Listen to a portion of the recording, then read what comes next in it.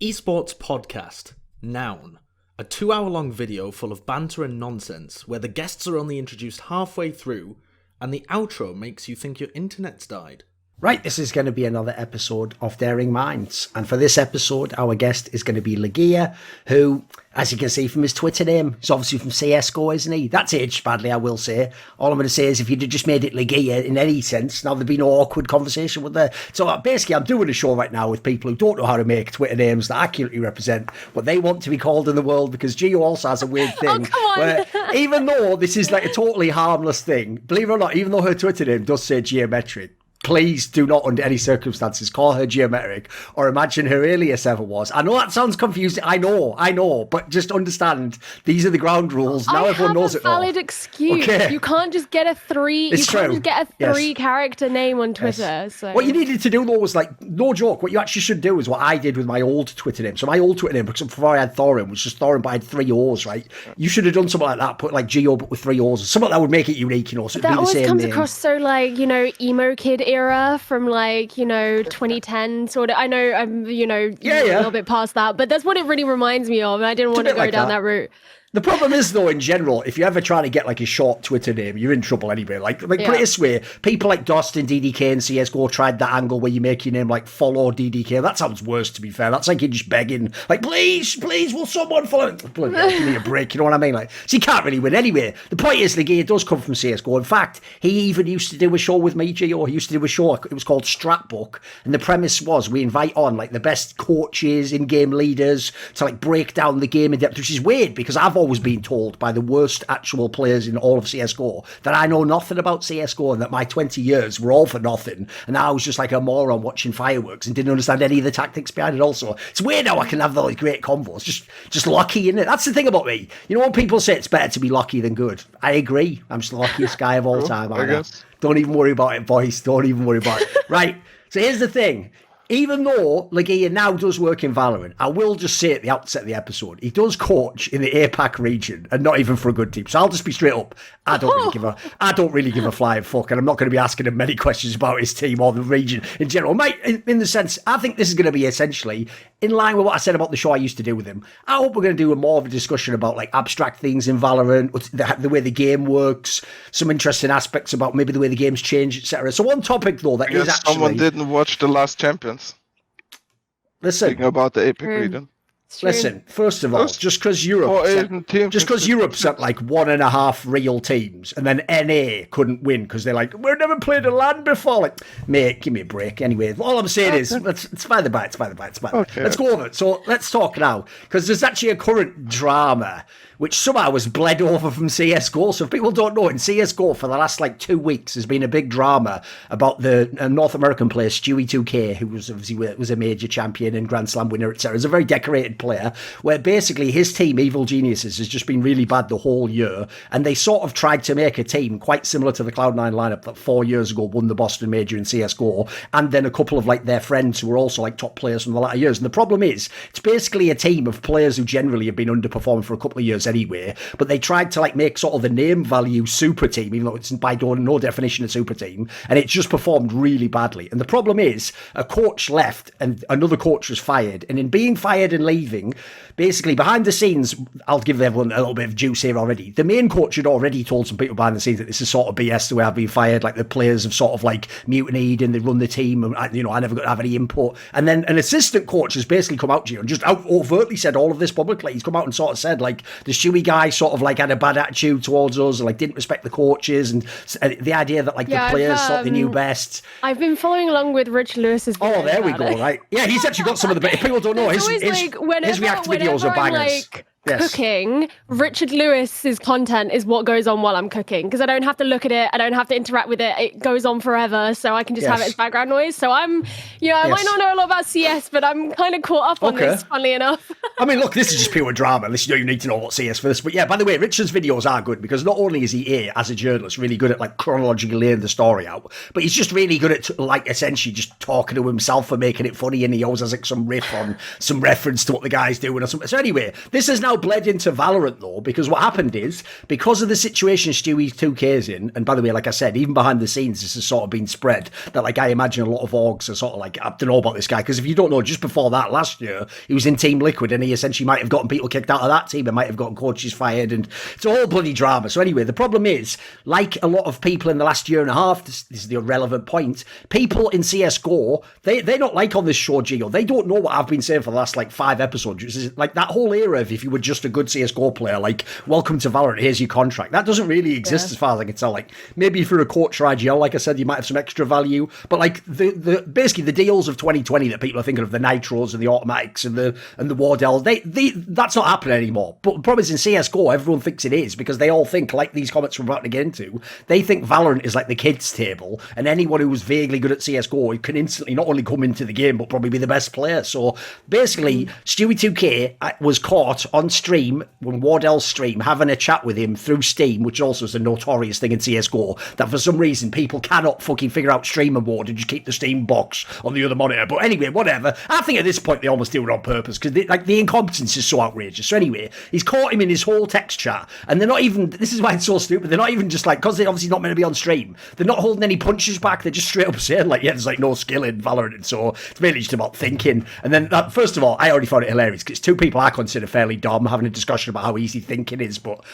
leave that to one side. I want to trigger myself. So anyway, I thought this would be an interesting topic, because like I said, there's a bunch of topics it leans into there. Like, one, can CSGO people just come over to Valorant still? Two, how much skill is there in Valorant? What's the game like compared to CSGO? I don't even think the idea, is it even relevant that we treat it as like sort of the dropout class of bloody CSGO? Like, that's a bit of it's kind of weird that that's still the take. So Gio, you were interested in this part of the drama, like you said. What did you think of the Wardell angle in this league? So I'll be honest, a lot of the reason why I was interested in it, and I did do a tweet about this, is I take a real issue, and this bleeds into a slightly different problem that was really prevalent in Rainbow Six. But I take a real issue of people who decide to enter into some endeavor that they want to pursue professionally and take whatever opportunity they can to talk about how bad it is, or how shit it is, or how shit you have to be good at it. And the problem in Rainbow Six that was parallel was that a lot of players would talk about how awful the game is. And it's like, no one's fucking making you be here. Like, but you're an ambassador for this, and this is supposed to be your dream, and this is supposed to be what you dedicate your whole life to. What the fuck does it say about the players and the attitudes of the players if this is what is being espoused by them, right? And so that was my first thought, was at the end of the day, I don't really care enough about like specifically that Wardell said it or what it was he said. I just care that it seems to always be a thing that something comes up where players will take an opportunity to just talk about how shit it is. And the thing that is exceptionally irritating about this example is that Wardell hasn't fucking won anything in Valorant. So it's like, you're sitting there and you're talking about how brain dead everybody else is and how you need no skill to be good at the game. But I don't want to go as far as to say you're not good at the game, because he clearly has individual skill. But what have you achieved? You know, if it were like fucking, I don't know, like CNED or Yay, who were saying it, I wouldn't be thrilled about it, but at least they would have some soapbox to stand on.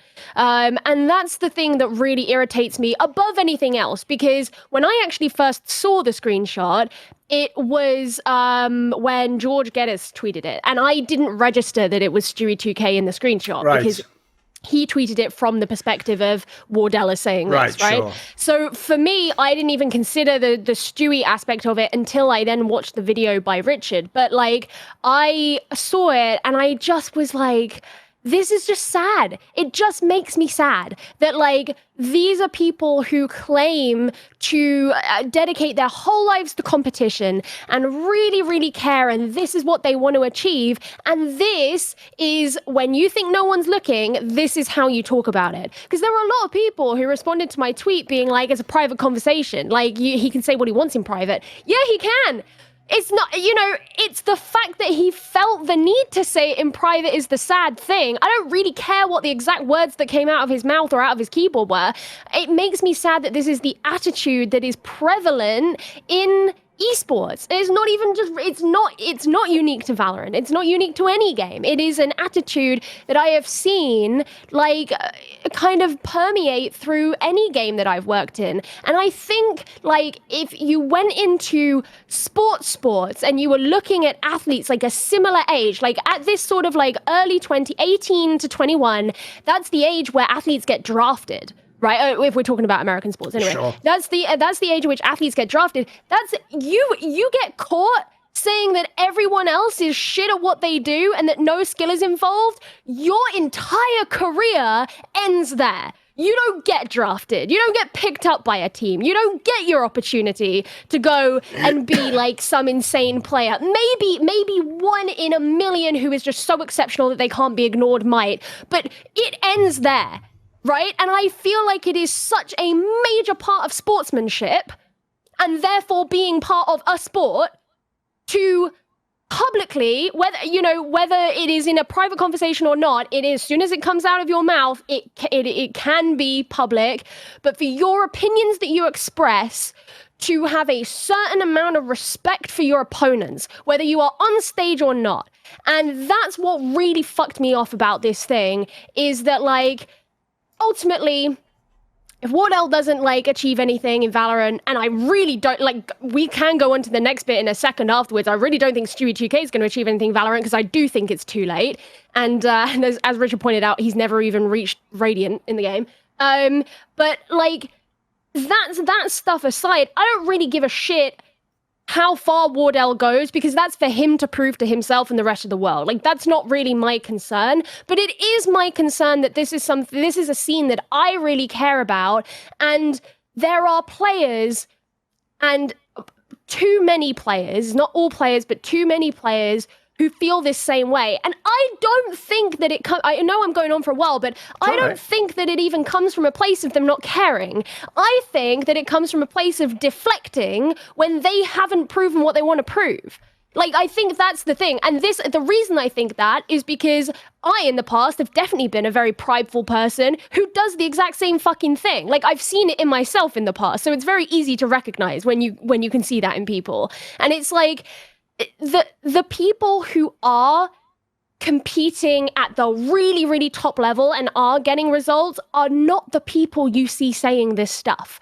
But there is a real problem, and I think it comes from gaming culture in general. I don't think it is something that comes from esports endemically, is you go into a solo queue or whatever, and people always want to blame everyone else. And there is no accountability for when you are good and when you are bad. And that breeds in esports, because that's when you're actually getting into like competition. And again, there's too much value placed culturally on your self-worth as a player if you do or don't like perform well in this one thing or whatever. And we've discussed before about players who worry too much about saying things like, coming up with his excuses as to why they like screwed up around, for example, rather than just being like, yeah, okay, I fucked up. How do we like move on from this? How do we improve? Right? And it's just sort of like, I think that is the fundamental basis of why people even carry this kind of attitude. But the fact this attitude exists is bullshit. Oh, there we go. Okay. That's a pretty bold statement. Listen, there's plenty there you can tag in on, you can jump on. You go where you want, LEGIJA. What are your thoughts on this? Everything has been said pretty much, but from my perspective, I think this is a thing that you will probably mostly only see from North American players, this conversation. And the reason why I think that is because obviously they have a huge fan base. Stewie has endless of viewers on his streams. Obviously, he has also achieved a lot of things, and sure, there's a reason why he has those fans. But I think these fans they boost their ego way too much, and this is why I think that's the biggest problem in North America. Same thing goes, for example, for TenZ. Do I think he's a good player? Yeah. Do I think he's an exceptional player? Fuck no. But when you watch all the streams and all the chats everywhere, TenZ, and that's also the big problem for where I see like in organizations that they make these mistakes, which goes like, for example, for the EG team in Counter-Strike. They picked the players rather by names than being really smart and having the knowledge and clue what actually makes sense for me to pick up and how to make actually the best team. It's easy always to go back on these guys, because if you don't have the results, you at least had like, I don't know, maybe the numbers were helping you streams and whatsoever, but I just think it's all ego that the North American players have from fans, and boosting each other is that's the biggest thing, I think. And that's why I also think that happens often in CSGO in North America, that these big names from back then still get picked up just because they have this name, and people still think like, okay, they can get back or whatever. I don't know. I'm a bit shocked. And speaking about like having skill, whether you are competing Counter-Strike for, I don't know, 6-7 years, you can't put up high numbers in that game. So first bring numbers in your game, and then you can start talking about jumping into another game and dropping numbers there. Because I think it takes a huge amount of skill in Valorant, actually. Because adapting has never been more important than in this game. Yeah, don't worry. We'll do a Valorant discussion in a second. One thing I would say on the topic of like, I think you make a very valid point there about like NA culture, because basically, like, if I had to describe the basic problem, it's that everyone in the NA scene acts like a yes man. So what happens is, not only do all these players quite literally have like a group of friends who are like semi-pros or like similar level or like slightly below them in the pay group, who basically just like kiss their arse the whole time and sort of tell me, you are the best, you did win everything, they're just hating, bro, they just wish they were you, bro, like that sort of fucking crowd of people. But then their fans act the same way. Their fans just adore them 24/7. Like all you need to know about CSGO essentially is this, right? When Simple insulted me, people acted like I couldn't insult him back because he's the best player in CSGO. Like, there's not even a logic to that. Like, that doesn't even make sense. Like, what? So, but that's the way the fans are. The fans just worship, they essentially do worship these players. So the problem is, even though in Europe that happens to some degree, it doesn't seem to bend people out of shape. Maybe I would speculate it's because I think the practice culture and the way the coaches are now is just a lot different in Europe. Whereas in NA, that this is why it also bleeds into the topic of our coaches all like, whoa, better walk on eggshells around these guys. Because the feeling is like when people have got status and an ego like this, you can't say anything. They just become like they just like they're at gravity fucking well in the room where no one could say any criticism to them. Everything has to be positive. And so the problem is though, it ends up like this. Like what basically his attitude, because as you said, it's technically private, Gio. Like he didn't say this for the benefit of the public, as far as we know. Yeah. This is just some like fucking elaborate scheme. Fake leak. Yeah, exactly. Seems like, and if they have, they failed the PR badly on this one. It didn't play out how you wanted. But basically, the problem with this as well is I don't even totally believe. Like I do on some level. These two guys, like I alluded to jokingly, then they weren't super smart, mega cerebral players, by the way. Like I could believe that they do think the game has no skill, or that even CS was like, oh, it's way next level, bro. But the problem is, I also think some of this, because it's private, is cope. I basically think like, here's the problem with this conversation that they're having, is Wardell is someone who could have been a really good player in CSGO, but never made it. And Stewie-2K is someone who used to be a really good player, but now is in every professional capacity. He embarrassed himself. So the problem is, neither of them, if you get the vibe of how they're talking, really want to be in Valorant. Like their dream really would be just be in CSGO, but in exactly the team I want, you know, with all my friends and the top players. So because privately they sort of, their egos can't just admit like, yeah, we have sort of fucked things up, or you know, this is just our new career now. They're using cope. Like basically I know this will sound like a crazy analogy, but I'll give you an example of where men do this sort of like thing around their egos. It's an old school example, right? That when people are in a bar and someone goes up to a girl to approach her to say like hello, and obviously he's trying to like open and just talk to her and maybe get her a drink. If he gets rejected, right, it's a classic thing that men do, where when they walk back, oh, she wasn't hot anyway. They just say something like that. They go either like, oh, she wasn't even that good looking anyway, or you know, seemed like a bitch, or the old school one was like, she's probably a lesbian anyway. Like, even though that, like, there's nothing you could, like, nothing could ascertain that. Like, that's just some. But the point is, you're just in that moment, their ego's a little bit raw, and they're just quickly like putting a fucking plaster on it, as it were. Like they quickly like cover it up. Like, no, I'm not vulnerable. There's no problem. It's fine. That's what these guys are doing, in my opinion. And the problem is, that's actually why, even though this is a private convo, I actually agree with you what you said at the end, though, Gio. This belies to me that these guys probably won't make it in Valorant. Like, this is a terrible attitude to have about the game and your teammates. Like, think about it, right? If you're the Wardell guy, first of all, mate, like I said on past episodes, you were just a brainless AWPer. You were just a press W AWPer. Like, don't talk about the game and how level it is and tactics and brain. You're the most definition of a brain dead player. What are you talking about? Sure, what have you ever done in the game that showed you had some nous? And then on the other side, on Stewie's side, like, mate, you've just failed as an IGL like twice in a row. Like, really? Oh, fucking hell. Tell you what, the joke is, if there's any levels to CSGO, you only know they exist because you can't access them. Like, what the fuck are you talking about? Like, you couldn't handle Fallen being your IGL, bro. Like, I don't think it's for you. I don't think you should maybe be commenting on how much brain the game takes. Because we can have a combo if you want. Yeah, go on. Jump jump in. I was going to say, like, just kind of you mentioning his IGLing just brings it to mind as well that I think, in Valorant, players seem to take IGLing a lot more seriously, players will take the IGL quite seriously to an extent that if their IGL is making a bad work environment, they will probably kick them. And the real reason why I think that is quite a big thing right now is that franchising is coming and there are not going to be very many spaces. So if you're causing a problem and these 4 other players really want to get into the top tier of franchising, you're fucking gone. But in CS, that's not a problem, right? It's like, as long as there is an org willing to fund you being on a team, there is a spot for you, essentially, if you were to really reduce it, right? And that's just not the case in Valorant. And there's a lot of rumors going around about like how many spots are actually available in the franchising right now, because whether Riot have already decided that they want like this number or this number, and like everyone's speculating. But the general idea is that it's probably already been mostly, if not entirely, decided which orgs are getting those slots in North America, and therefore which players are going to be in. Like, what, this is going to be like 50 players, I guess. Yeah, something like that. And so if you're, going to come in, you don't have a background in Valorant, like not professionally anyway, you haven't really proven anything, you have a bad reputation, and you can't necessarily prove that you are going to be a really valuable IGL, who's going to want you around? Who? Yes.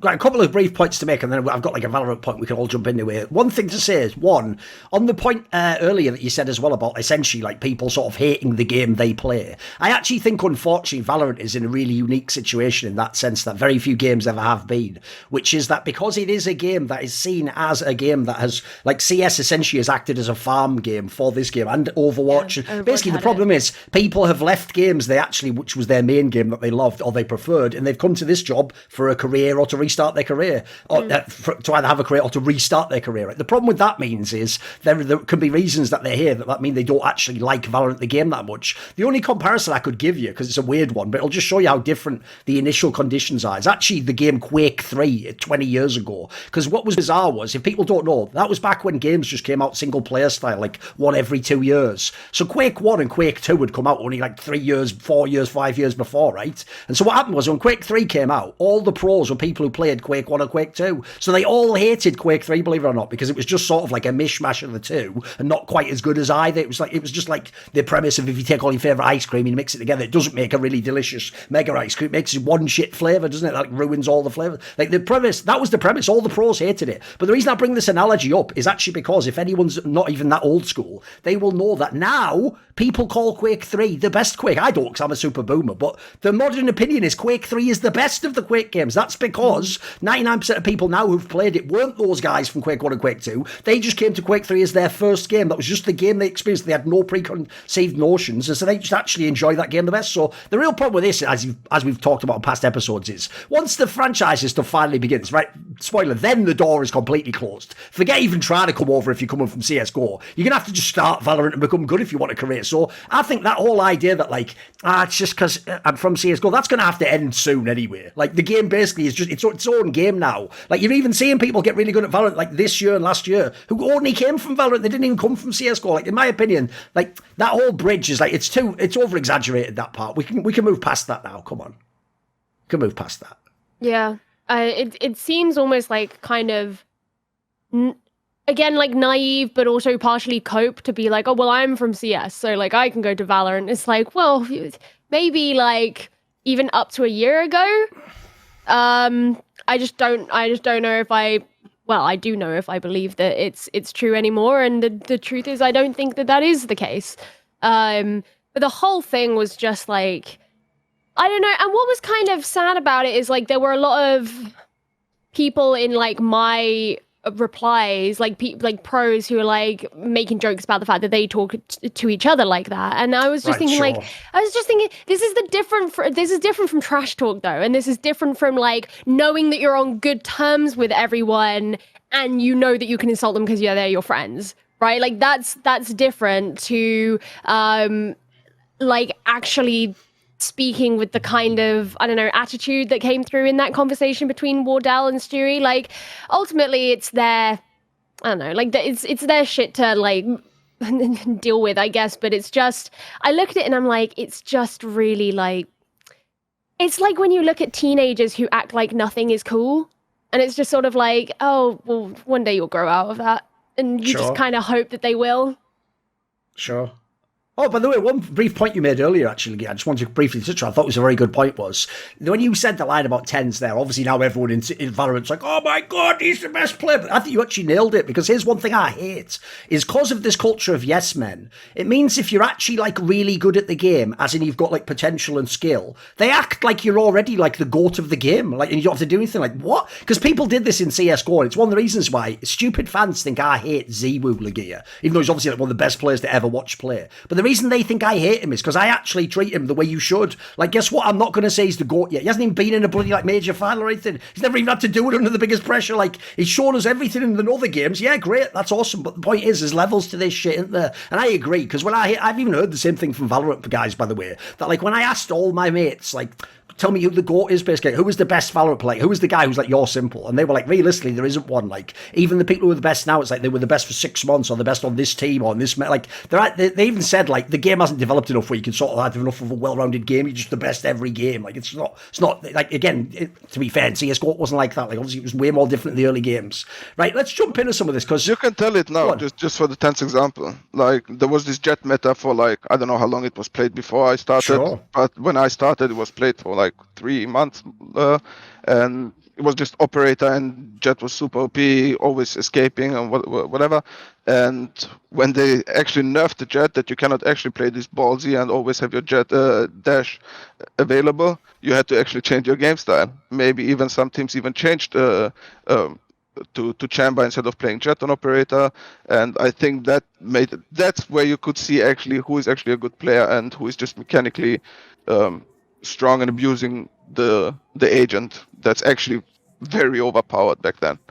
So, what did you think, though, about this wider point, like essentially contrasting the games? Because the way that was phrased, I find so weird. Like, it's one thing if he just said something, there's less skill, or like the obvious example here, I know Wardell probably isn't the most articulate guy, but it would be to say something like, the way skill expression works through the agent's abilities is different than CS. It's more like, maybe it's like the order you use the abilities in, or like the cooldowns, like whether you can time it correct. That would be like one way to say it, right? When he says like that, like, it's just brain dead with no skill. Like, come on, like, give me your thoughts on that, because that's such a wild take, I know, but no, I don't think it takes actually a lot of skill. Also, you need to be way more focused, and in CSGO you have many more equip rounds, whereas in Valorant you will maybe get like 4 or 5 equip rounds sometimes. So economy is very important. When do I save? How do I punish the money from enemies? So orbs are in question. So I think like the focus part is, because all 5 people have actually to think about the game, not like in CSGO where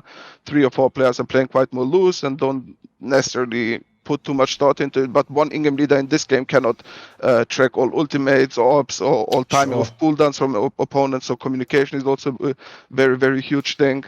I think in this game you can make it to a certain level with skill, but after that it's going to be very, very hard to beat teams like Fnatic, Fpx, who I think have like insanely great minds, and it's going to be hard to beat them just with skill, pretty much.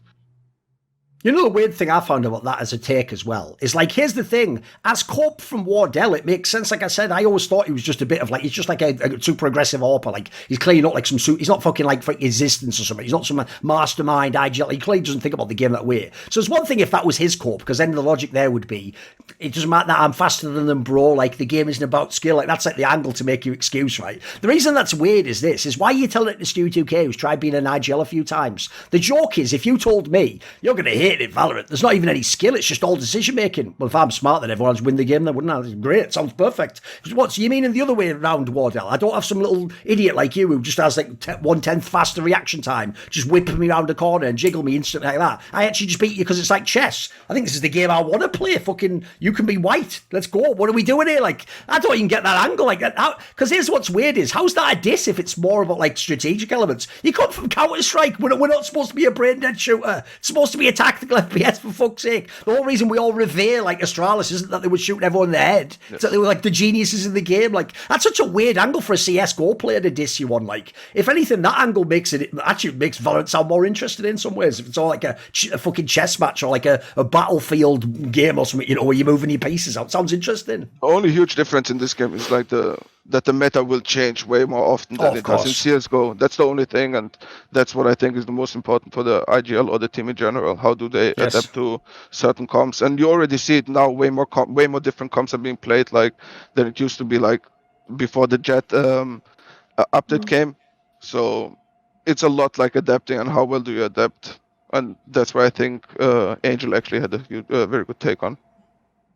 One thing I'd be interested to know about is, like, basically, one interesting detail about LEGIJA that actually even some CSGO fans might not be aware of is the team he used to work with was the German team Big. He was very closely involved with them. And years ago, it was in 2018, which was the same year this famous Astralis team we all talk about was like the greatest team ever, right? Everyone remembers the Astralis team as the ones that did all the, like, utility advances and innovations, right? But what they don't realise is that's true because they were the number one team and they won everything. So it was obvious they were doing it. But actually, this Big team that he was on also innovated some of that stuff and was like right at the cutting edge of that. And the reason to me it was more obvious is because they didn't have all the superstar players. Like, if you actually looked at the players they had on their team, it was obvious that they weren't doing it through just like headshotting people. They were winning games against opponents they had no business. Like, they were even in the final of like huge events at a time when they were like the 10th best team in the world or something, you know. So I would actually be interested to see what you think about that LEGIJA, because since your team was one of the ones that, like, essentially, like, the joke in CS was we genuinely did have the game for like 6 years and people barely properly investigated, like, what can you do with this utility? Can you do different things? Like, people didn't even have a logic of like protocols, like when should you all throw it together? People essentially would do the flashbangs and the smokes as part of the strat, but things like grenades, you just sort of did those willy-nilly. Like, you just did that if you felt like there might just be a guy there. Like, I know that sounds mad, but this is what we did in CS for years. And if you went back and watched, like, the famous thing I always used to laugh at is you could always see which fanboy watched like demos but doesn't know why they're doing it, because they would just throw nades for no reason. They would throw like the nade you throw at LEGIJA when there's like 10 seconds left and you like rotate off the site. They would throw that, but like randomly. They didn't know why you were doing it. They were just like, oh, you just throw a nade there for no reason. Like, you don't, but okay. So you can always see when they were doing that. I wonder what you think in Valorant, because I notice in Valorant, because part of it comes from the abilities and the classes, it's a different approach to it, right? What have you thought about that? How is it different?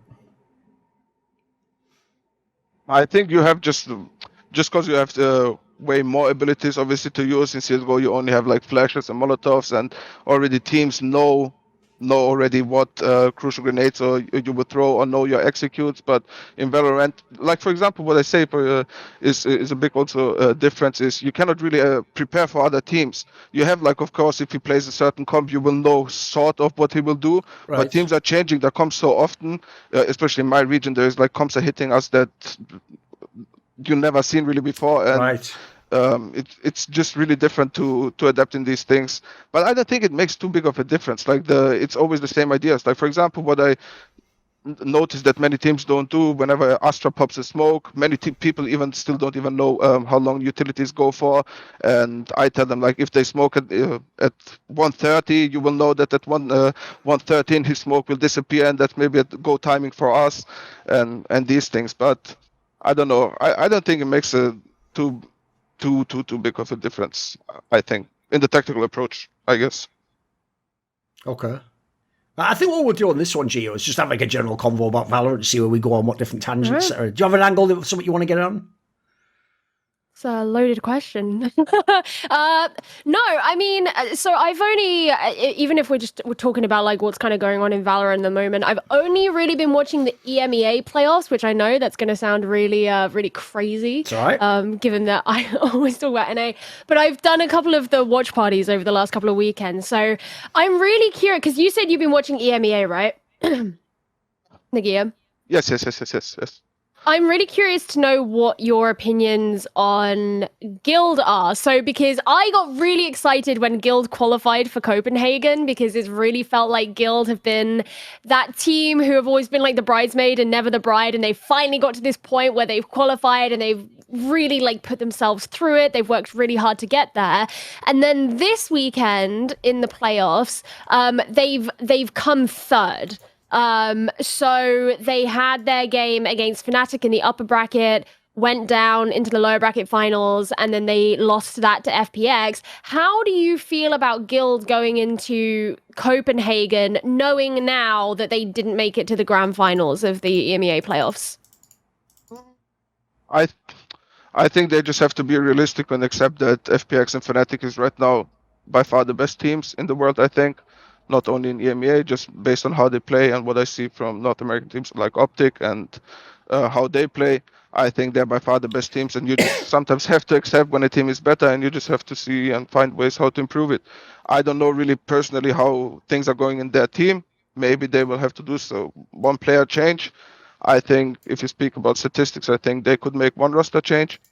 I don't really necessarily want to go into who. They will probably know it as well, but I think that they're on a good path, and I think they actually have a very, very skilled teams, and I love that, their coach especially. So I think just accept it and keep the grind up. Your time will come. The harder you work, the higher your odds will be. Do you believe in this team, Gio? You think they're going to do something in Copenhagen?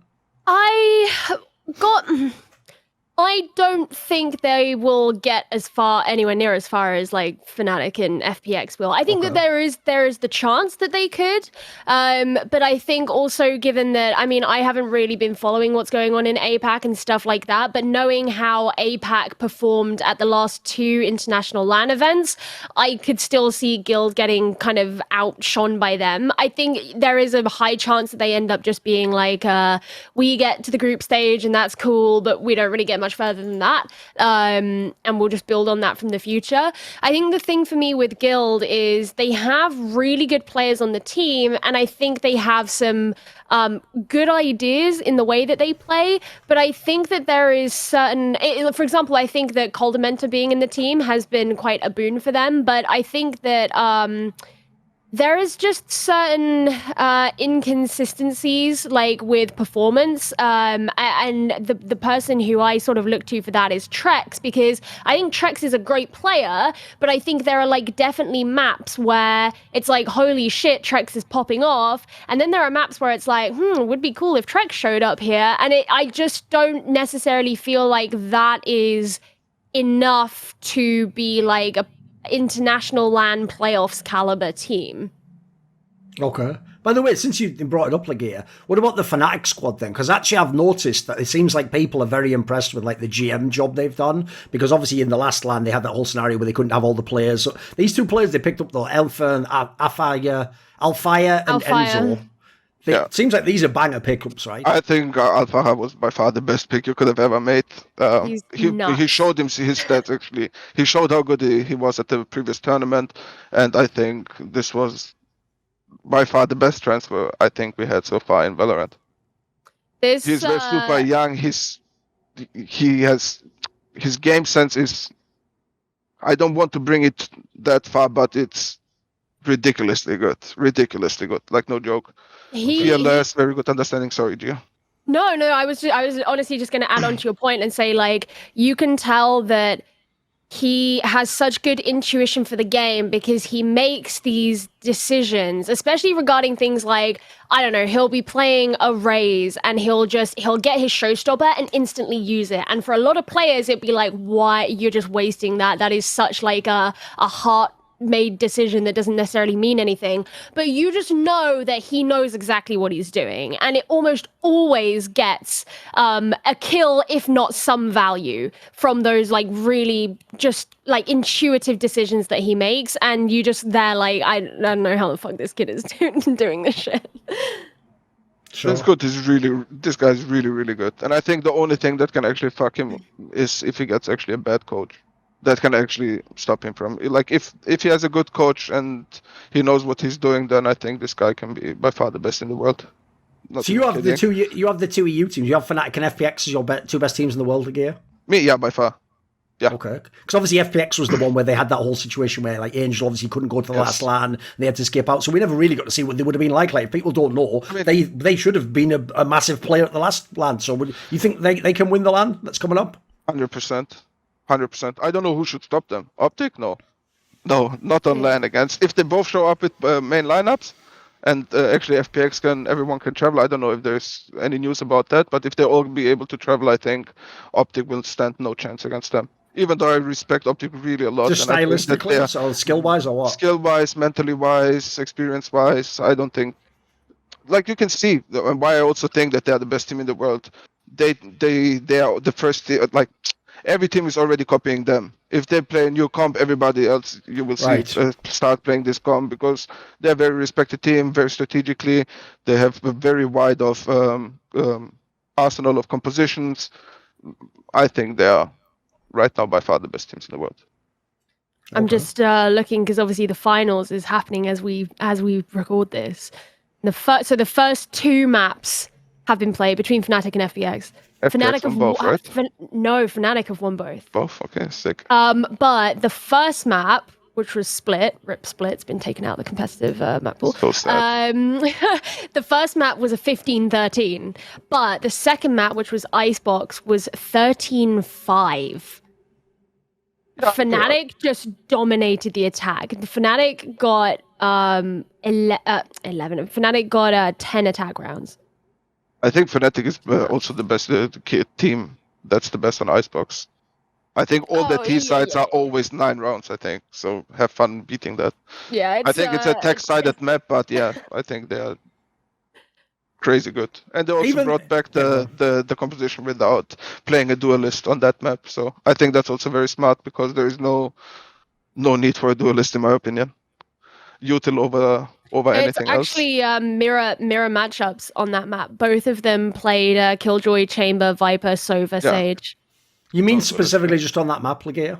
Yes, because there's so many small choke points and like on maps like Haven, Ascent, there's like when you go to site you need the space. But on this map, like if you go on A side, there's so many close choke points where you already get the space. You can draw choke points away, create space with other things, and then rather have utility towards the end to defend the site than having someone who can dash in or be, I don't know. That's why I think also Race is, for example, a good pick because his nade and his boombot can also delay the after plant. So that's good.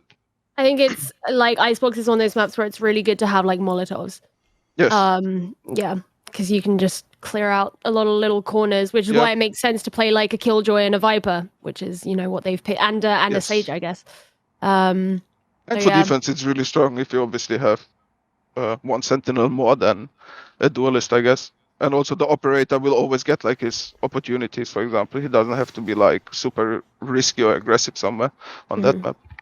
Even though at the beginning I joked that we wouldn't talk about LEGIJA's team, his team actually isn't terrible. The GG Blood team he plays for, basically, the only teams they lost to in VCT were the 2 teams that you would expect from that region to go, the Xerxia and the fucking Paper X teams. Those are the teams that knocked you out. So give us some thoughts then. Since these 2 teams are going, and crucially, now people are interested in both of them. Before they were only interested in the Xerxia team for like the stupid like rivalry angle with fucking NA, and then obviously no one really knew what to expect from Paper X. But like, I have to say, loads of people on this show seem like they'll actually love the playing style of Paper X, and the Xerxia team obviously impressed. So what do you think? Should we actually expect these teams to do something at this LAN LEGIJA? I honestly believe from the bottom of my heart, not because I'm in this region, that Paper X can win this tournament. Win the whole thing. They don't have the highest chances, obviously, but yes, they can win this whole thing. And what do you think of their style of play? Because people say it's super unusual, right? It's very, very aggressive and hard to deal with. And I thought, okay, if you have always these stupid set plays, I will just watch you and counter you. And yeah, didn't really work that easy. They have a huge arsenal, and this guy also knows when he gets, or these guys know when they get punished, how to adapt. They're not fucking stupid players. And I believe that Forsaken is a top 3 duelist. In the whole world, he's just in the whole world. Like, okay, I promise you. I've heard people say the eye test like is very good on him. Do you know who that is actually? It's the brother of the Exipower, yeah. Exipower. Oh, Excurate, yes. Exipower is the Russian player. You're mixing the 2 names up, but yeah. Excurate, the guy who used to be on Tyloo in CSGO, yes. Yeah. But I think he's really good, and then he has also Jing, who I think is also a very, very strong player, and can fill also the duelist role whenever he plays Chamber, for example. Or if they play double duelists, and it's going to be hard for the teams to how they will manage. But if they manage this aggression that they have, then I think they're obviously beatable. But you have to out aim them first. and it's gonna be hard, very hard. Obviously, I don't expect you to watch. Xerxia, I don't think actually is not good.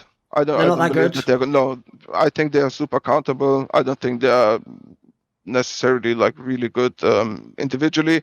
I think their Smoker is actually the best player by far, which is not the best for your team, obviously. But we will see. I mean, I lost to them. What can I say? True. But I don't think they are the contender for the tournament. Okay. Last year, the last tournament, I think they made it further than they should have. You buy it, Geo PaperX winning the whole thing? It would certainly be a headline. I'll give you that. It'd be a headline and a half. I don't think they will, but I agree that they could. Personally, as it stands right now, I think Fnatic will win.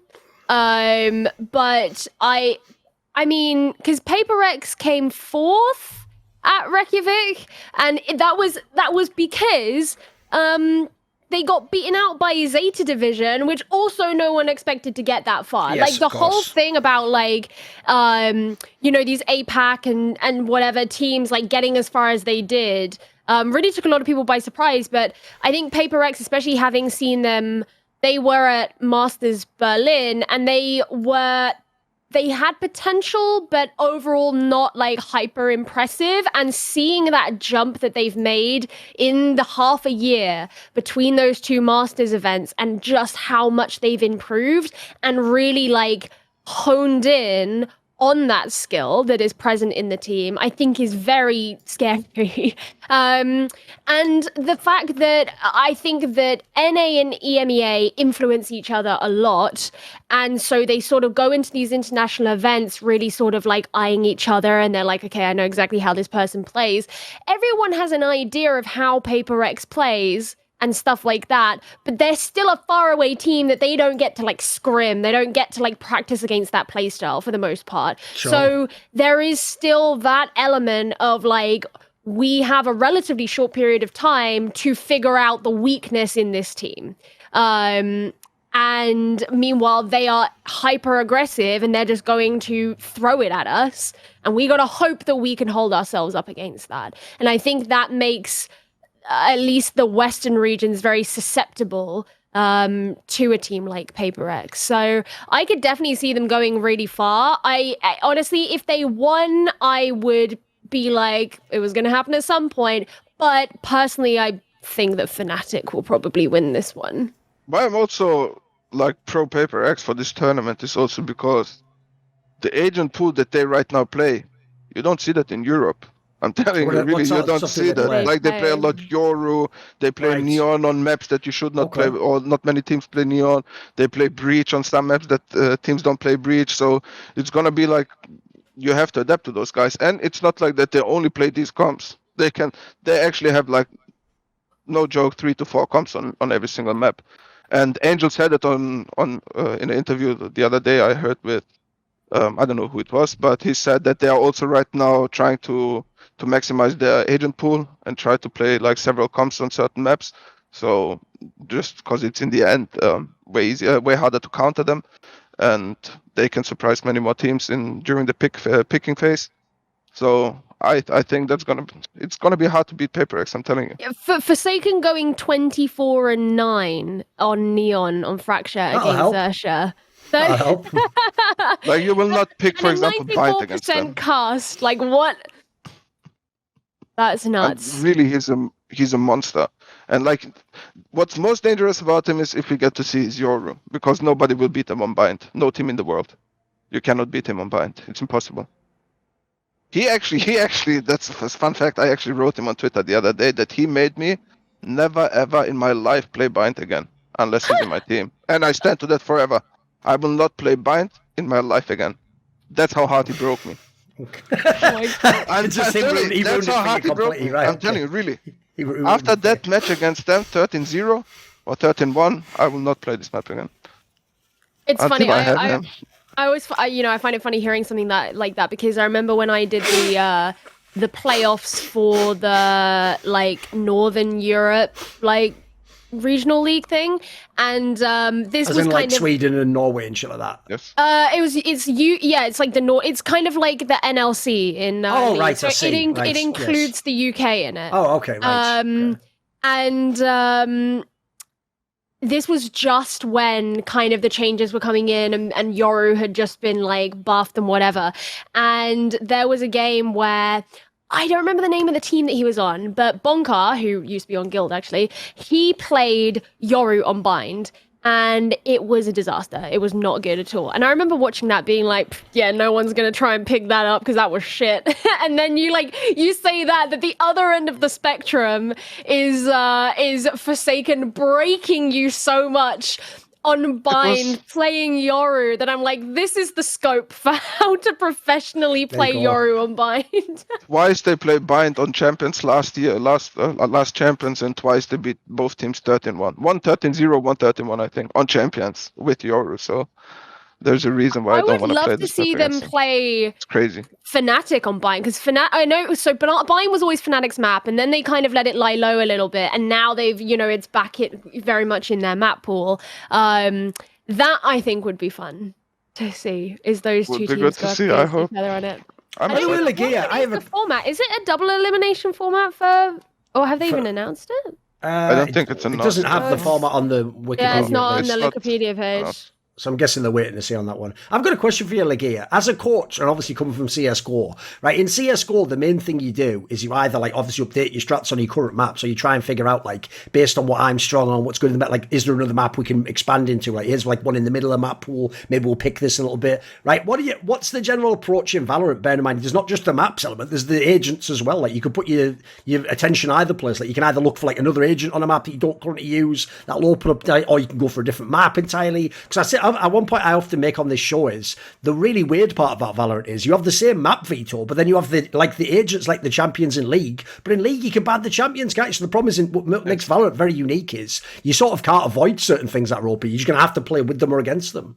Yes, for me in this game, I'll be honest, but maybe it's probably because of my team that I don't do too much anti-stratting. I mostly only focus on our own game.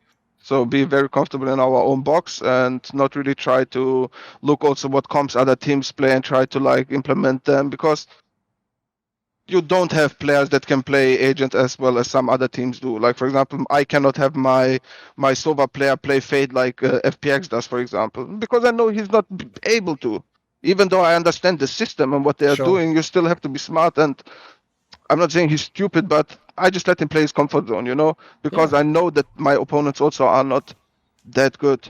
That's why I can rely on just playing my game. I think if I would be playing in Europe, I think there would be a lot anti-stratting. The thing is also many teams think this anti-stratting is a huge thing in this game. I don't even think it is, because you already know when a team locks in a comp what you already have to do. For instance, if I play against a Killjoy, I will not let you breathe for 1 second. Your turret will not be able to live for 10 seconds. I will always break it, take your information. If you have a Cypher, I always try to focus breaking your camera before I even approach the other side of the map first. So I already know what I have to do, and that's what I prepare my team mostly for. What are they able to do against us? What can we do against them, and how can we abuse them with any comp that we play? But mostly we just play this one comp, and good luck trying to punish us. And I think also, I'll be really honest, and without sounding cocky or anything, I think I've mastered this current meta right now on the tech side. I think that it's very, very easy, and I don't think people have figured it out yet. Obviously, I won't say it, but yeah, of course. It's very easy to outplay some agents, or to counter some agents. I'll just say it, for example, a breach. If he's waiting on you play, let's say Haven, he's often in this A connector or helping towards A. And now when you take A control, he will be already somewhere behind bomb site. What he's going to do? He's just going to sit there and wait with his util in his hand, waiting for me to smoke, to Molotov, and now he will stun on timing. But I'm not stupid, brother. I'm just flashing one time, my jet is dashing in, and you're standing with your util in your hand. And there's so many positions on the map where you can abuse those agents playing like this. Holding util in hand, waiting for you, but instead of fucking executing on you, I know you're playing there, so I just explode on you, and you just cannot hold it. And that's always it's a bit of chess. You have to set up those players in these positions to be able to abuse them. Yeah, if people don't know, that's even a classic stylistic counter in Counter-Strike. If people don't know, famously, usually when you have the really great tactical team, they don't get countered by another tactical team. They get countered by the team that does stuff like he's saying. Like, say on the T side, they just do like a really slow build-up and then they execute on you and perfectly do it. What you do is you learn the counter timing where you attack 5 seconds early, and then when you rush out on them as the CTs, they're just holding the flash, so they're like, fuck, I didn't expect to take a fight, and then you just get, even if you don't get the kills, you just disrupt the timings, you make them after second guess. Like, that's usually the style approach for sure. Yeah. And now also think of it from what I just said with like this exploding thing. Let's say I explode on you and I have bomb site. Speaking about Haven, I have A site against you. Let's say it's 4v4. Yes. How do you want to win the round if I have breach aftershock and breach stun up and I used only one flash in the execute? It's too easy. It's too easy, and that's why it's like, I think I'm just a couple of steps ahead of many. Thing is, though, to tie back into what we were talking about, really believe when I referenced earlier when your team had innovations with the utility stuff, that's an underrated element, by the way, in itself. Yes. Is you can use all your utility and make the strat as perfect as possible. But a key detail I notice a lot of fans don't understand about Pro CS is every piece of utility you could save, though. If you could save one flash and make it like 90% as good, like later in the round, you might be in a 1v1 post plant and just have a flashbang. Like, that could just win you the round. Like, same with $200 can win you a round. Smoke is enormous as well. If you have one smoke late, that's a whole game changer. I think people underrate this. That's why in the short term, yes, you just try to make it work. You do everything you can. Eventually, it's about efficiency though on the util game, right? Because in CS, it became a massive deal to like count how many smokes they could have left, etc. Because it does infer what's possible in the game at that point. See, so often many teams, I stay with Haven, just many teams start at default, they take A control, now they have a short control, and now they do an execute from behind, Killjoy throwing some molotovs into spawn, smokes are flying, breach stun, omen flash, everything is gone. Yes, you have the site now. Okay, it's 5v5, you have side, they know they cannot hold it, they fall back. But you will still lose the round. Your chances are not that high to win it. You will not always lose it, but it's not high because, think of it, they saved all their util because you didn't pressure the other side of the map. You invested everything for getting the bomb site, but they have util, brother. Now, think breach stun under heaven, breach aftershock under heaven, smokes available. There's so much and people haven't mastered it yet. And for me personally, this was always my strength of the game. This is where I could actually have impact in my game. How can I? And think of it, I only had 2 flashes where I can be actually useful with. So it's very, very important for me. I don't get my flash back in 30 seconds again. So I have to be very wise when do I use it. I understand the game. And that's why I think is the only reason why my team actually came this far in all these tournaments. Because I make them understand that. I force them to understand it. Nothing else. Learn the basics, learn the fundamentals, and then we speak about counter-strategy and leveling opponents. But we are not there yet. Far away. This is also always such a major part of like any MOBA-esque game though. Like Overwatch was the same. Obviously in League of Legends, it's kind of the same where it's sort of like, especially early on, towards any kind of engagement or whatever's going on, it's like we need to force them to use something that's more valuable than what we use to get it out of them. And then as soon as they've used it, that's when we can engage. Like, in Overwatch, a lot of that would be like specific ultimates that you'd want to get out, or whether it was like a shield or something like that. And it's like, great, they don't have that available to them. Now we pounce.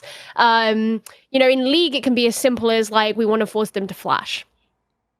And then we know they don't have a flash. They can't get away when we engage on them in the next fight, And it's like, I feel like people who've come from very utility-heavy games are probably a lot more familiar with that kind of concept. And it almost sounds alien to me, like talking about it in the context of like Counter-Strike, where that simply isn't as like much a big thing. It's like another detail I noticed, because again, when I watched some of the pro games, I was like, fuck, this is weird, because every new game obviously starts like you sort of reset the table. You bring a few concepts in, but they don't all apply. Like one thing I noticed when I started watching some of the games last year, when I asked people to recommend me after that Soulcast drama, right? One thing I was shocked by LEGIJA was what you were describing there barely existed. Like, even when people hit a site, it's like it was obvious they were hitting this site. The question was what timing? And then even the defense knows it, and they just had gunfights, and they'd see who wins around. Like, if you don't know, in Counter-Strike, Counter-Strike, like, one of the reasons that a couple of years back we had a very boring meta is because, like you just say there, the reason you would so slowly go across the map is because, like, let's say you're going to eventually hit the B site. You still want to go to the A site initially to probe, to make them throw a few flashes and counter smokes, so that, as you say, when you then hit B, they don't have the utility to retake the B site. Like, that actually is a counterintuitive point to a fan. Like, that's because it's a couple of levels in. They're just thinking of the level 1 thing of, like, but I want to go to the B site. It's like, stuff like that. It's going to take a while before people master all that stuff in Valorant. Like, there's a lot of holes there. There's plenty of room for innovation as well, for sure. Again, this sounds always so fucking cocky, but I also think that, like, coaches are atrociously bad. Just by seeing how players individually play sometimes. Let's say you're a Kaio. Brother, if I notice that you are a KO and you always throw your knife at the start of the round for information, and you do it the second time, and I know you do it again, this is like you have no BKB in Dota. You're vulnerable as fuck. You're vulnerable. You cannot stop me. I can go in with my drone. I can bait now your Molotov, and if you don't have your Molotov, sorry, then you're a Killjoy turret left for me. Then you're just like a Killjoy turret. I'm just going in and just kill you because I will use my util against you and you cannot block me. And that's what many people don't understand. And people always look at the overall picture, but in this overall picture, there is millions of pictures inside. Yes. And you know, by the way, this is what you have to understand. That was something on the last episode, Gio, we were discussing with Elevated. That was the last guest that I thought was a very interesting one. That's why I want to have people who are experts about the game to talk about this with. When you guys were describing, like, the way in theory you can actually use the KO agent, Matt, that is mad underused in this game. Dude, I'm like LEGIJA, like, people don't realise, because CS was such a static meta, it's the opposite. It means actually people who are smart, you try to find every little edge, and you look for the little, like, new areas. Like, the fact that everyone else thinks the game's figured out is where the fucking juice is. Like, there's always something they're not checking. So when I find out there's abilities like that in the game, it's like, mate, I would be like fucking I would be putting hundreds of hours into find out what comps this works with, what does it turn off, what does it, because, mate, if you set that up properly, you can just neutralise their whole fucking star player. It's mental, innit? Dude, imagine if that existed in Counter-Strike. It'd be mental, wouldn't it? That would be like if you could just stop Simple being able to, like, fire his AWP or something. Like, what the fuck? That would be the most OP ability in the game. Like, every coach would be obsessed with that shit. It sounds amazing. On cooldown as well, so it's not like you just get one dagger and it's exactly. It's mental, innit? You get more than one. Yes. Like, between that one and the chamber one, like, I actually couldn't believe it when you guys were describing that people barely played that chamber agent. Because when I watched it, I was like, this is also OP as fuck. This TP is so overpowered. It's mad, isn't it? It's because the real problem with this is where, by the way, fans always make this mistake about pros. They think a pro isn't just more skilled than them. He's like 100 times more smart about the game. No. Like, there are really pros who are 18-year-olds who just have better aim than you. That's why they're a pro and you're not. Like, they haven't even had enough years in the game to be a mastermind. So, as a result, top pros can make very simple mistakes. And in this area, as we're discussing, sometimes they just don't know there's something to explore here. Unless it's obvious to them how you would use the agent or in what circumstance. They're not going to explore it. They're going to keep doing what works currently in, like, solo queue or in their pickup game. And they're not going to necessarily advance and get, like, the most out of these agents. There's not. That's why it's down to, as you say, it's down to the coaches and the in-game leaders to figure this shit out, right? Yes, it really is. And that's why I think North America will never succeed. And bringing back the point from earlier, I think that the North American region only fails just because of coaching stuff. Just because of that. Because nobody ever, like, tell me one coach, except for Zeus when he was, who had success with Liquid and EG partially at the start. I think they were pretty decent. And Debs as an in-game leader maybe, and Nitro. Tell me one more person who they actually, you think, a Stewie, I'm not just speaking about names like Stewie and these guys, would actually respect.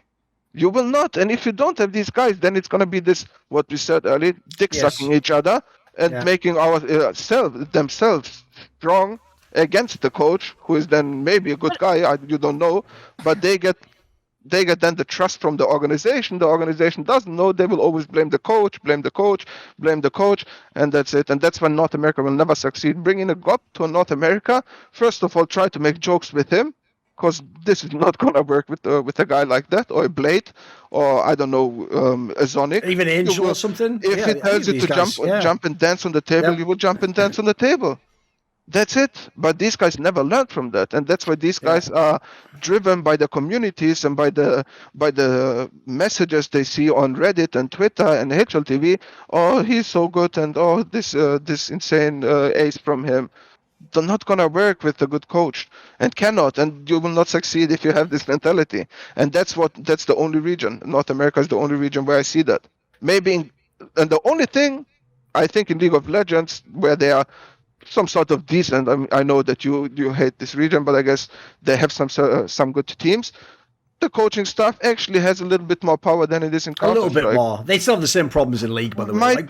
Basically, almost every major esport, basically, as long as enough regions play the game, that like you get better players than NA, but NA has the money. The same discussion occurs in every esport. It becomes this like, why won't NA players play in the kind of structure that typically in these games is like Asian teams are the better ones, aren't they? Like obviously it's like in Overwatch it was Koreans were the best. In Dota it's fucking Chinese. In Counter-Strike it was in theory used to be Scandinavian. Obviously, like the premise goes, why can't they just do that? And it is a cultural difference. Like essentially, for some reason in NA, the money here's what's weird. There seems to be a totally different philosophy. In Europe, Gio, the logic goes like this. Because the money's more, that's why you have to do what the coach says, because you're doing a job where like, you don't want to get fired from this job, you're getting paid mega bucks. Like, dude, if he's getting paid that by the org, like, we better respect it. In NA, it goes the other way. Because you're paid so much, you must be a genius, therefore you know better. And how can he ever talk to you? It's like, what an opposite way to take the same premise, you know?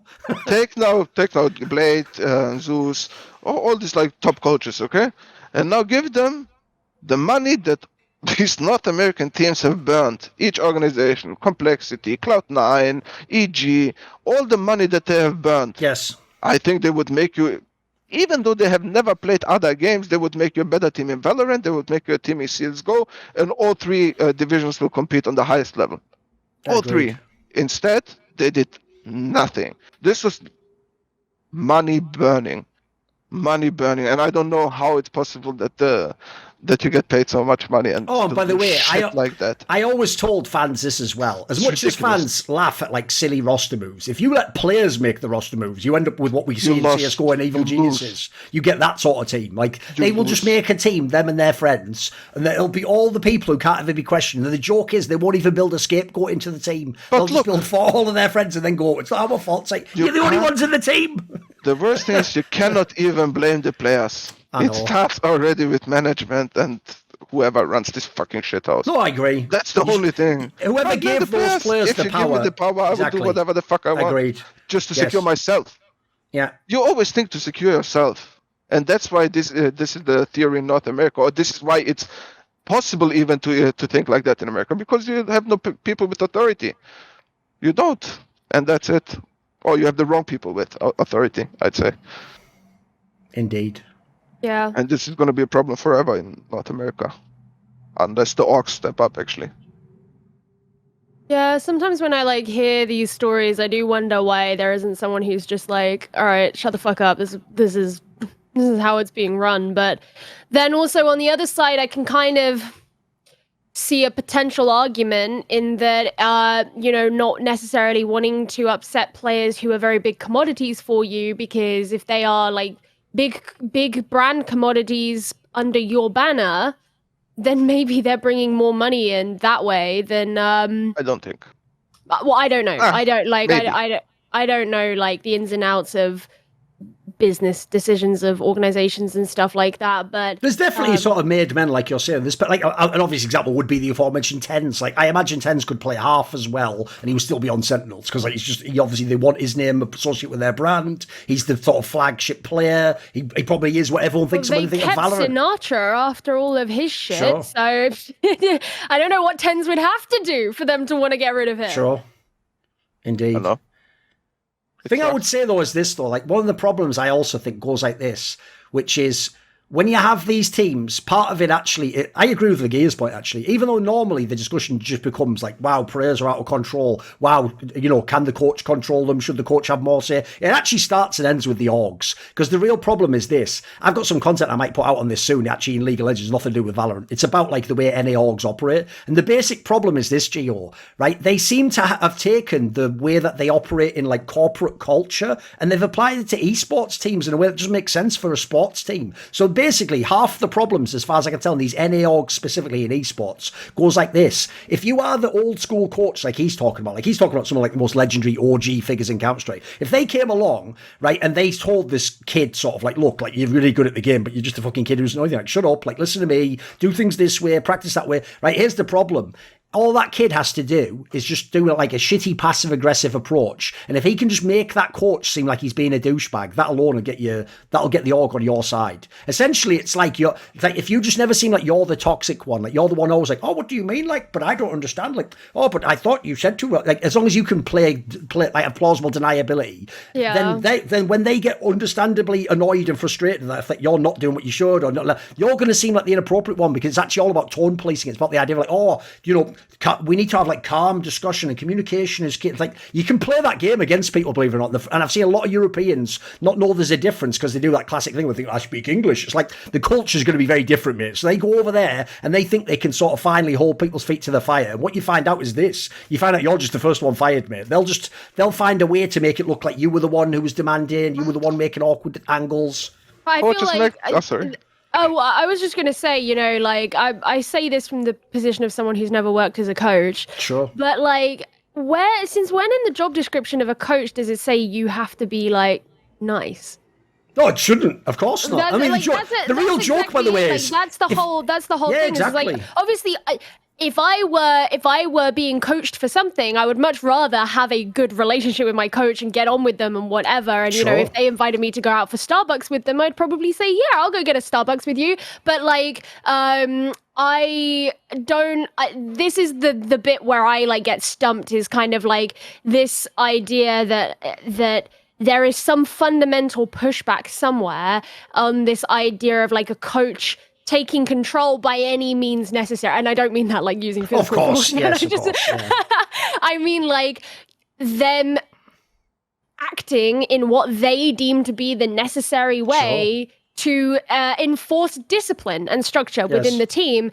And I think that's, at least from everything I hear, what it sounds like is the issue is there are a number of people who don't want that to be put on them. But people just don't want it. There's certain people don't want to be held accountable, or they don't want to feel uncomfortable. But basically, like, you nailed it there, by the way. Like, the number one, if I had to put, what do I want my coach to be? Nice might be on the list, but it'd be really far down that fucking list, Gio. It wouldn't be anywhere near the top, would it? Like, if people don't know, probably the most famous football manager of all time is Alex Ferguson for Manchester United. He is infamous for what is called the hairdryer treatment, which is where you come off the pitch and he just screams in your face this close. So it's like a hairdryer. You just feel his hot air, like, fucking hell. And the idea is, when he does that, by the way, it doesn't matter if you're David Beckham, mate, you just take it, because he is Alex Ferguson. He knows what it takes to win everything. So in that scenario, I would cry. No, but that's the point, though. You've nailed it, though. That's the point. The question becomes, as a player, do you want to win, or do you want to have a really comfortable, lovely time? That's it. Again, what's being a pro? Like, listen, obviously, in an ideal world, we would have a great time. We'd all be friends, but that's hard to get. This is the thing as well, right? Is I think that there is also an onus on the player to be willing to be cooperative with the coach. For sure. And for me, as, let's say, I'm a player who does not want to be screamed at by my coach, if I behave cooperatively with the coach, I would hope that could also cultivate a relationship where the coach takes into account that maybe I don't operate best by being screamed at, and they respect exactly, right? And so it's like, if I show that I'm willing to do my part, then they'll do their part for me. And yeah, I don't want to be screamed at as a person. That's not really how I learn. And so but I have to be willing to give myself as well to the cause for them to want to take into account what is, you know, what I want as well. And I just, it should be a symbiotic relationship. Yeah. Right, LEGIJA, since we have only a few minutes left, I'll give you the last word on this topic. So people don't know, LEGIJA not only played in NA briefly in CSGO, but he also coached towards the end of the game in the region. So what do you think in general in this sense? Like, do you think as a region, like, what do you think, what would fix it for you? What would start to fix this problem, do you think? Look, a coach is for himself. It's his own accountability, whether he gets the authority from a team or not, okay? That's the first thing. I could be a nobody and I can still have authority towards me, or that I have authority in this team, because how I speak to them, how I treat them, how much impact do I have for them. Impact, this is the most important thing. If I have impact for you and I can actually show you that I have impact and you don't follow me and listen to me, then you're stupid. If you now go to the speaking about organizations that they kick their coaches, look, I've learned also from my mistakes and I know what I have to do for future. First time when I got kicked for the reason that the team was in the power, let's say, to make the decision, and I got kicked, I said to myself, okay, I will, I don't know what the exact English word is, every result I have, every performance you had, I will everything put in a folder, and now when doomsday comes, my boss is coming to me, sir, here you have black and white, what I've done with this team, now you decide. Are they good enough or am I too bad? And it's now your choice. Now you can tell me if I'm good enough or not. And also, if I go to an organization, I always tell them, listen, I want to do it my way or no way. If you accept, good. If not, no deal. But I want to say in the end that I did whatever I have in my power. You gave me the freedom that I needed.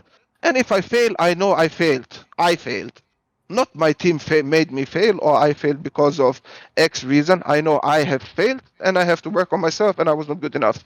Then I accept it. But I hate like being like when they replace the coaches for no fucking reason. They don't know what is happening. They just listen what the players say. And yes, maybe you have other games that you have to deal with, Dota, League of Legends, bullshit. But that's why you have also some other positions in your organizations where you have a general manager or a chief gaming officer or I don't know. But I think that many coaches also can improve on themselves by reading books or biographies from other great coaches, Phil Jackson, or I actually read the book that you recommended, Scaring Hoops, or what's it called? Sacred Hoops. Sacred Hoops, yeah, sorry. Sacred Hoops, I think that was actually amazing. And it's good, you can just learn. Yes, you just learn and learn and learn. And there's many sides of the game that you never ever put a single thought in that can be crucial for your team. And also it's very hard in gaming, I think, because many players are very, very young, inexperienced, and also this generation, like for instance, I said it in one of our podcasts previously, I've personally played football for 20 years of my life. I know what it is to compete. I know what it is to have teammates. I know how it feels when teammates fuck up. If I fuck up, these are many, many elements that the kids today who I think it has decreased the number of people, kids doing sports, sure. Team sports in general. And I have learned in many things in that aspect as well. So they have to learn many, many things today. So I don't know. To become a coach, I think it's quite hard because you have to deal with many side things outside of not only the game. And that's why I think you need actually a coaching staff. And I think the best thing actually that I had in my life is a analyst guy who actually is very smart with numbers, very, very smart with numbers. And I can I pretty much, make my game only based on his statistics. Right. And it improved so much. It's actually crazy. So I think a bigger coaching staff will help many teams. This episode was kindly supported by Ahmed Hadjou, Matt Pugnatio, Rajcula, Kyle R, Travis Goff, Adam Ochs, Animosity, Bot Pounder 420, Hades, Jensen Goh, Joseph Ginsburg, Kovacevicd, Pacy, Tobias Bernasconi, Tosh, Thooorin, Zoomba, Zyrathenia, and as always, special thanks goes out to my boy Jerky's Minion. Want to suggest a topic or a guest? Would you like to ask a question in one of those AMAs I do? Maybe you want to find out who the upcoming guests are for my interviews, or you'd like to be part of one of those long discussions with yours truly. Well, if any of these perks appeal to you or others, check out the description box link below to Patreon and put your money where your mouth is and join the Scrolluminati today.